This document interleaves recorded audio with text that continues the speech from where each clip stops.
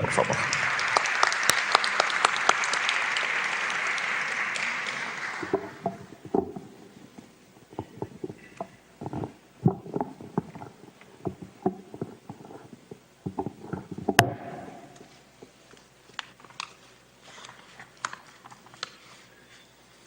Muy buenas tardes,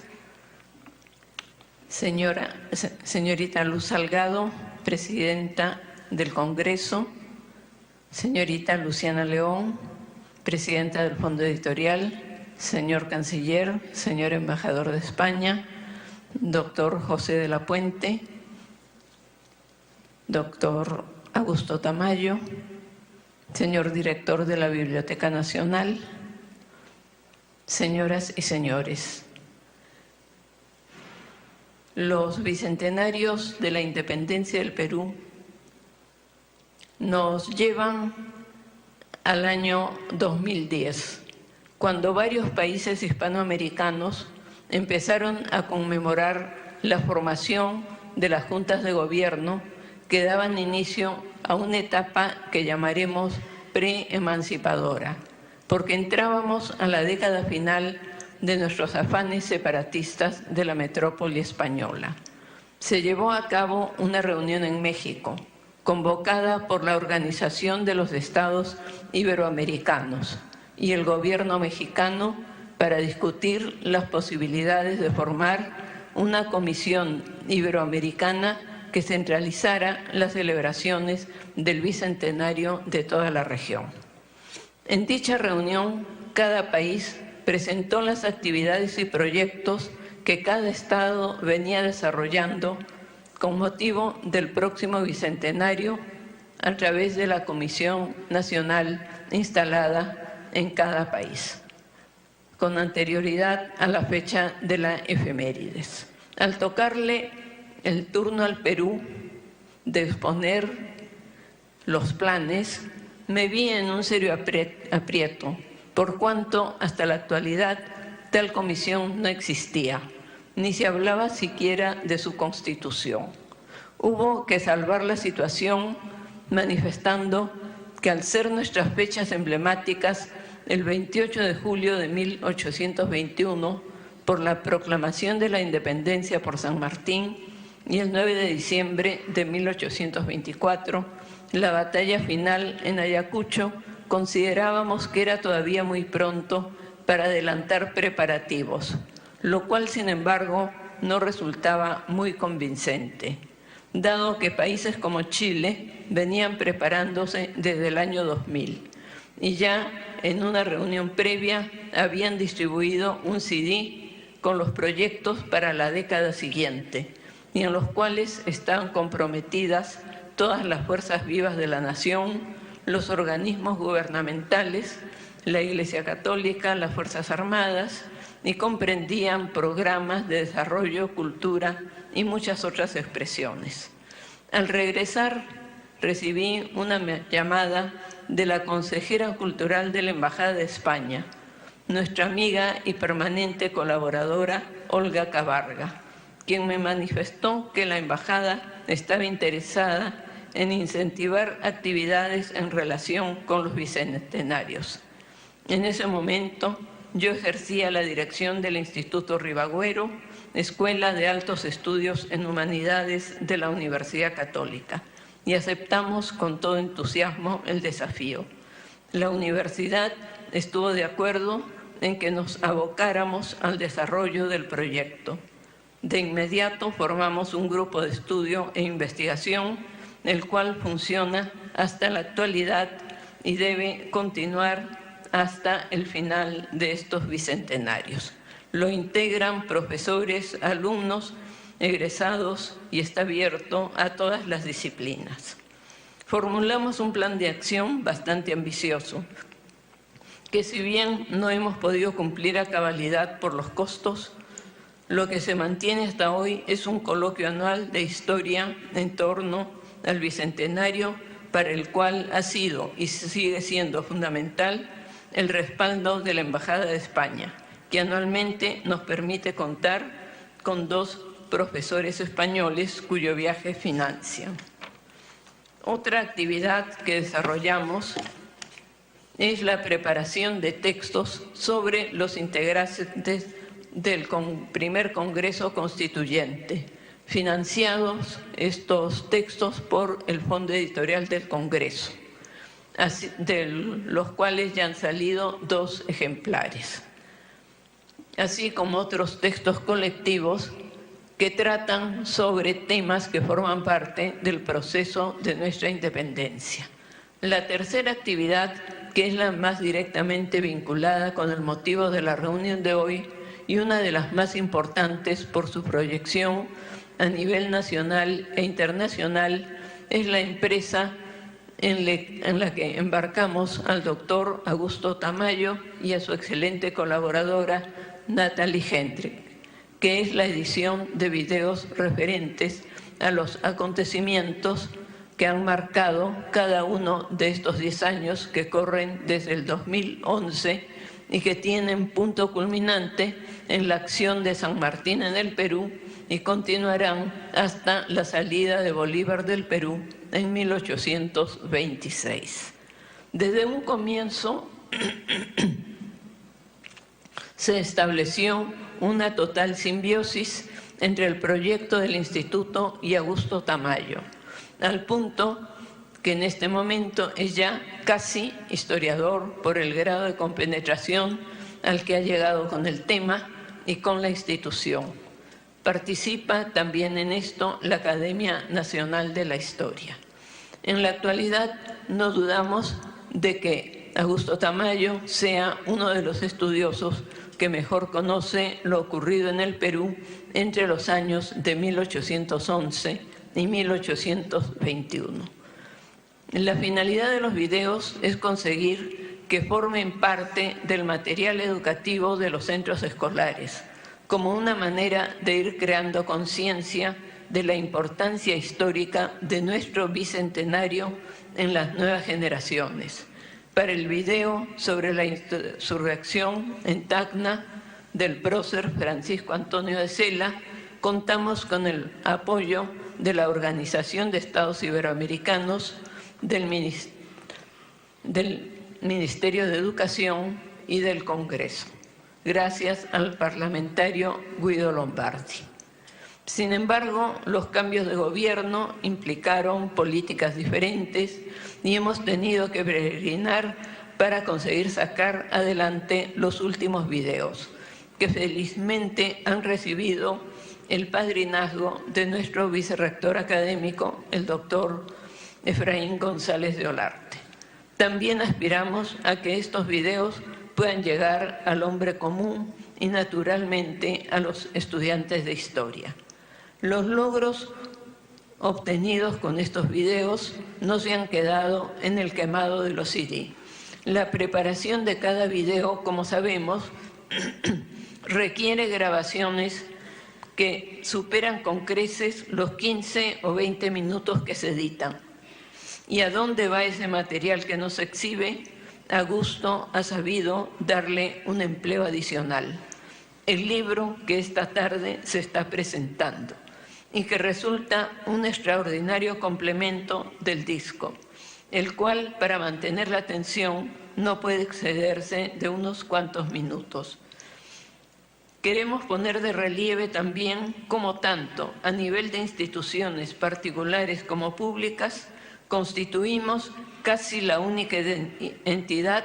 que desarrolla una labor ininterrumpida desde el año 2010 hasta la actualidad, tratando de conseguir crear en nuestra sociedad la toma de conciencia del real significado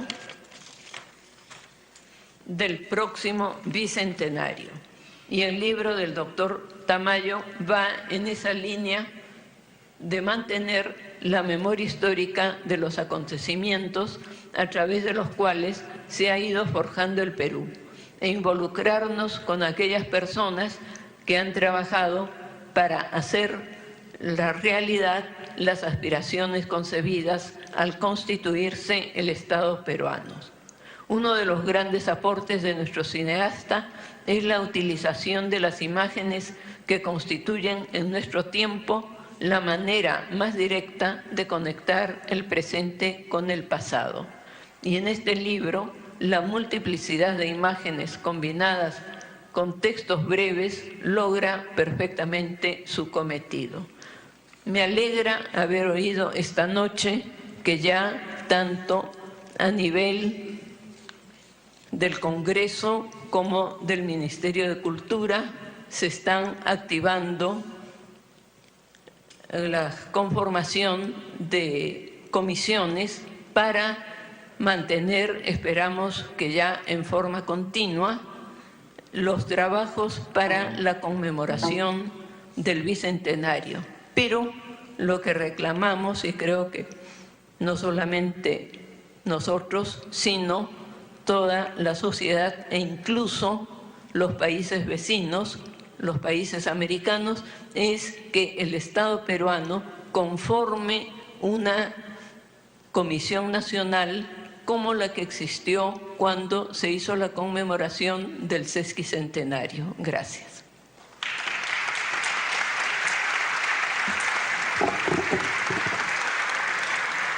Muchas gracias, doctora Margarita Guerra, historiadora y catedrática de la Pontificia Universidad de Altos Estudios de la Pontificia Universidad Católica, historiador y catedrático también, el doctor José de la Puente Brunque. El señor doctor José de la Puente Brunque, por favor.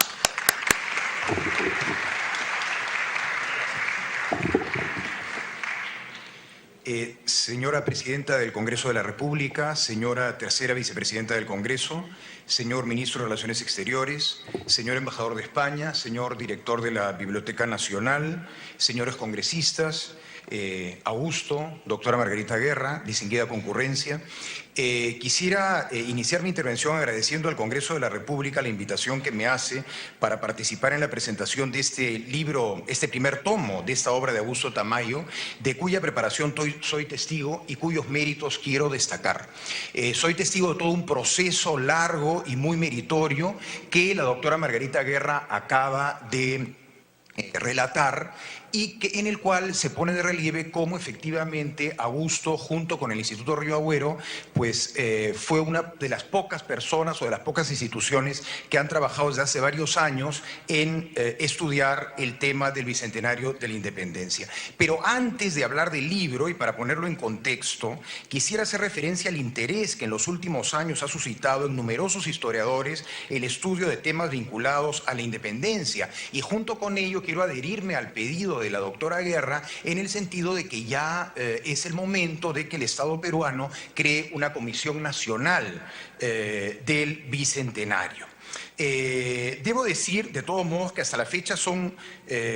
varios los esfuerzos que desde diversas instituciones y de parte de diversos historiadores se han desarrollado para estudiar desde enfoques distintos y novedosos la independencia. En ese sentido, quisiera mencionar en primer lugar al Instituto Río Agüero como la entidad que con mayor constancia ha estado desarrollando diversas iniciativas en torno a ello, como lo ha señalado ya la doctora Margarita Guerra, pero muchos otros historiadores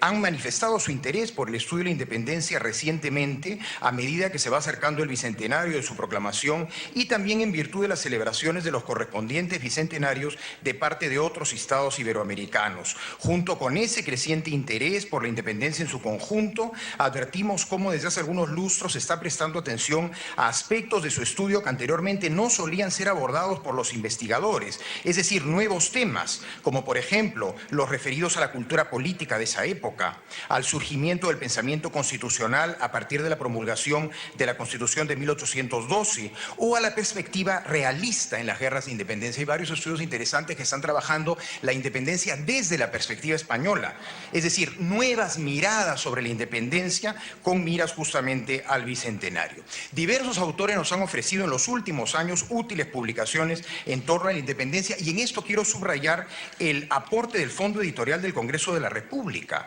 Por Por ejemplo, en 2013 se publicó la edición peruana del libro La Independencia del Perú de José Agustín de la Puente Candamo, originalmente aparecido en España.